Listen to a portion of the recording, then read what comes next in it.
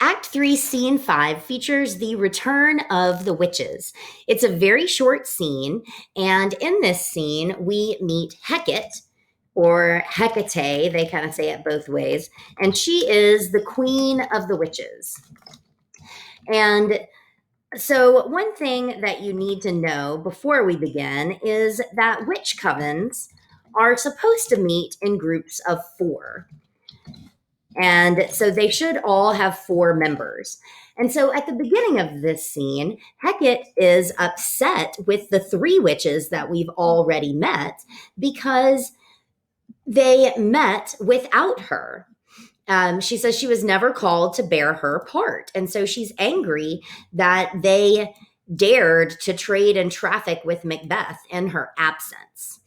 And so, because of that, she is angry.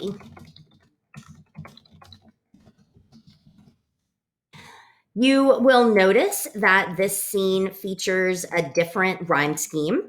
It is not in iambic pentameter, which you can tell by looking at the verse length. These are much shorter lines.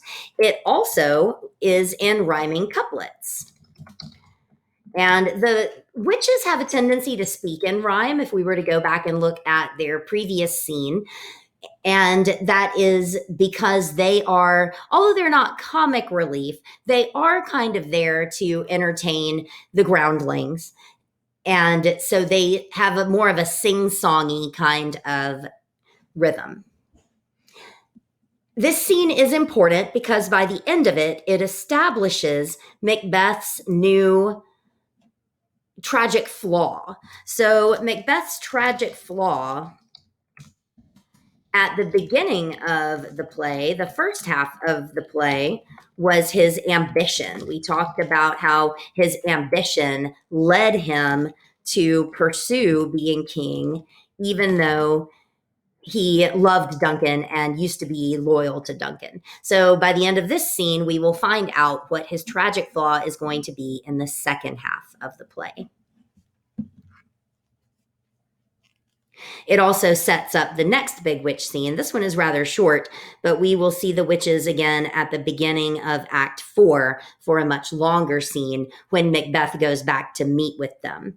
But right now they're just making plans for that next meeting.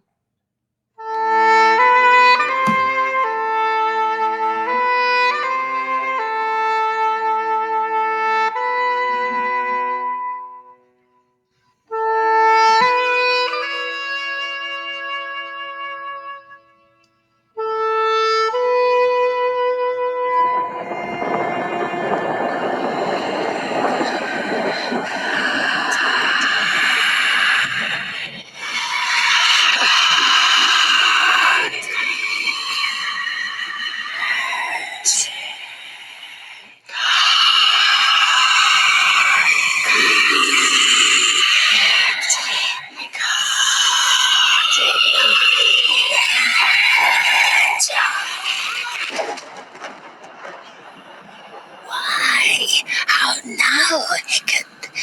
You look angrily. Have I not reason, beldams as you are, saucy and overbold? How did you dare to trade traffic with Macbeth in riddles and affairs of death? And I, the mistress of your charms, the quickest contriver of all harms, was never called to bear my part or show the glory of our art. And which is worse, all you have done hath been but for a wayward son, spiteful and wrathful, who, as others do, loves for his own ends, not for you. But make amends now. Get you gone, and at the pit of Acheron meet me in the morning. Thither he will come to know his destiny. Your vessels and your spells provide, your charms and everything beside. I am for the air. This night I'll spend unto a dismal and a fatal end. Great business must be wrought ere noon. Upon the corner of the moon there hangs an apris drop profound.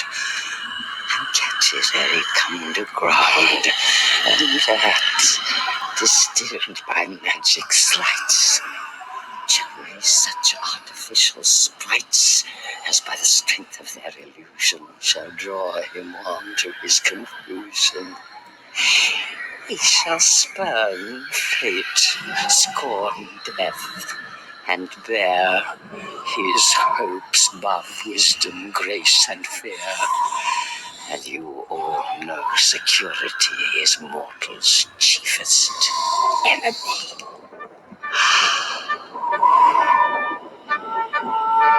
Oh, now I am cold. My little spirit, see, sits in a foggy cloud and stays for me. Come away, come away, come away. So, skipping some of their dance and song here. So, Hecate says that they're going to meet at the pit of Acheron, where Macbeth will come to know his destiny. She says that she's going to catch a vapor from the corner of the moon and distill it and raise artificial sprites. Sprites means spirit. She says, by the strength of that illusion, they will draw Macbeth on to his confusion. He will spurn fate, scorn death, and bear his hopes above wisdom, grace, and fear. So he will spurn fate. We've already seen that. It means he's going to reject fate. He will scorn death, which means he will reject death, basically. And he will bear his own hopes above wisdom, grace, and fear. So he will put his own hopes and dreams above wisdom, so above what seems smart, and above his fears. He will become too secure. It says security is mortal's chiefest enemy. He will become too secure. The illusions that they raise are going to make him reject fate. And even when things seem to be against him, he will scorn death. So he will become overconfident in the second half of the play. And now we have inside knowledge. Just like we, the audience, had inside knowledge the last time we met the witches before they met Macbeth, now we know exactly what they're going to say to him, or we know exactly why they're going to say it before he does.